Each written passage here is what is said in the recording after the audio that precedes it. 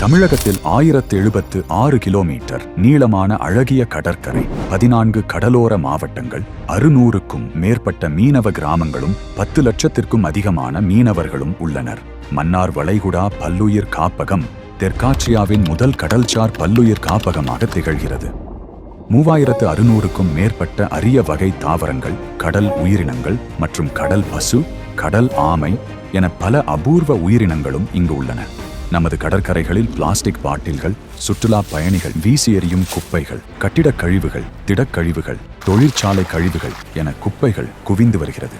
இது கடலில் சேரும் போது பிளாஸ்டிக் கழிவுகள் நுண்ணிய பிளாஸ்டிக் கழிவுகளாக சிதைந்து கடல் நீரில் கலந்து கடல் உணவுச் சங்கிலியை பாதிப்பதோடு மன்னார் வளைகுடா, பாக் ஜலசந்தி மற்றும் பழவேற்காடு போன்ற முக்கிய பாதுகாக்கப்பட்ட பகுதிகளையும் பாதிக்கின்றன.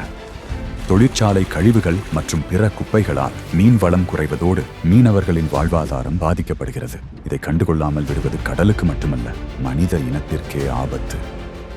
நமது வி த லீடர்ஸ் இயக்கத்தின் சுற்றுச்சூழல் மாதமான ஆகஸ்ட் மாதத்தில் முதலாவதாக கடற்கரையை சுத்தம் செய்யும் முன்னெடுப்பை தொடங்குகிறோம். இதன் முக்கிய நோக்கம் கடற்கரையில் உள்ள கடல்சார் கழிவுகளை முழுமையா அகற்றுவது, கடல் வளங்களை பாதுகாப்பது, மீனவ சகோதரர்களின் வாழ்வாதாரத்தையும் பாதுகாப்பையும் உறுதி செய்வது. தேசிய வழிகாட்டுதலுக்கு ஏற்ப அனுமதி பெற்று பாதுகாப்பான முறையில் குப்பை பிரிக்கும் நடைமுறையை பின்பற்றுவது. விழிப்புணர்வு ஏற்படுத்துவதன் மூலம் உள்ளூர் மக்கள் மற்றும் இளைஞர்களிடம் பொறுப்புணர்வை உருவாக்குவதாகும். தூய்மை பணியின் போது செய்ய வேண்டியவை: கண்டிப்பாக கையுறை, ஷூ மற்றும் தொப்பி அணிய வேண்டும். தேவையான அளவுக்கு குடிநீர் இருக்க வேண்டும். குழுக்களாக இணைந்து பாதுகாப்பு வழிகாட்டுதல்களை பின்பற்றி பணியாற்ற வேண்டும். சுத்தம் செய்வதற்கு முன்னும் பின்னும் கடற்கரையை புகைப்படம் எடுக்க வேண்டும். சேகரித்த குப்பைகளை மறுசுழற்சி செய்யக்கூடிய மற்றும் செய்ய இயலாத உலர் கழிவுகள், மக்கக்கூடிய இயற்கை கழிவுகள் என வகைப்படுத்தி பிரிக்க வேண்டும்.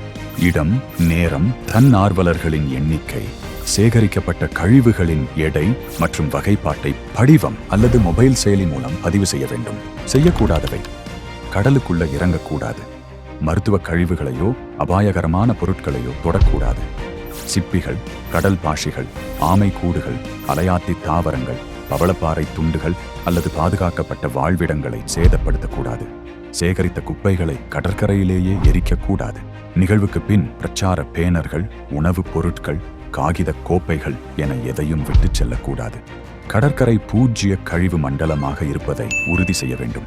இவ்வாறு தமிழகத்தின் 14 கடலோர மாவட்டங்களிலும் நமது வி தி லீடர்ஸ் இயக்கத்தின் மூலம் மேற்கொள்ளப்படும் தூய்மை பணியின் மூலம் கடலின் இயற்கை வளம் மட்டுமல்லாமல் மனித வளத்தையும் மேம்படுத்த முடியும்.